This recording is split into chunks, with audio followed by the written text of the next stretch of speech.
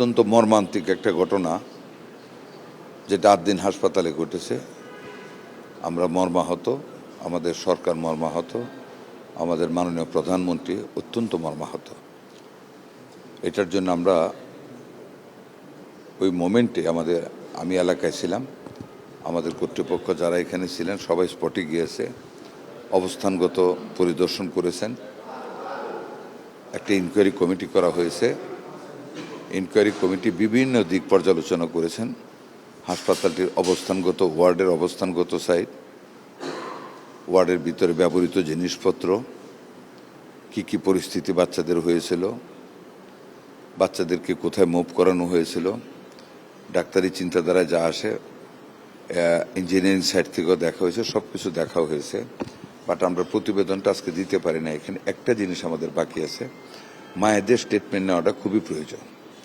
মাগুলি মর্মাহত অবস্থা, বুঝেন তো, বাচ্চা বুক খালি হয়ে গেছে। তারা বিভিন্ন জায়গায়, যেমন চাঁদপুর, কামরাঙ্গীরচর, কেরানীগঞ্জ, মাদারটেক, বিভিন্ন জায়গায় সরেছে। ওই মহিলাগুলির সাথে আমরা যোগাযোগ করার চেষ্টা করেছি। ওনাদেরকে আনতে আরো 2 দিন সময় লাগবে। সবাই বিভিন্নভাবে মানসিকভাবে একেবারে ভেঙে পড়েছে।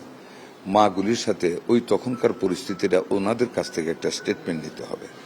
যে কারণে তদন্ত কমিটি এই অসম্পূর্ণ বিদায় তদন্তটা, মায়েরা নাই বিদায়, 3 দিন সময় চেয়েছেন। দ্য লাস্ট টাইম 3 দিন আমরা সবাই মিলে আমরা ঐক্যমত হয়ে 3 দিন সময় দিচ্ছি। 3 দিন বলতে আজকে 31/1/2 না, আজকে বাদে না, 3 তারিখে আমরা পূর্ণাঙ্গ রিপোর্টটা পাবো। তখন আপনাদেরকে আমরা রিপোর্টটা জানাবো। তবে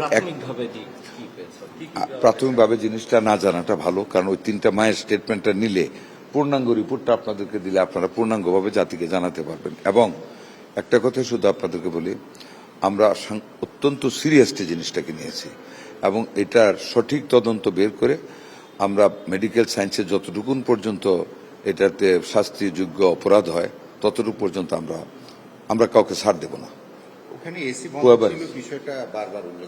এসি বন্ধ ছিল, এসি বন্ধ ছিল। কয় ঘন্টা ছিল বন্ধ? একটা মায়ের রিকোয়েস্টে 2টা থেকে 4টা পর্যন্ত এসিটা বন্ধ ছিল।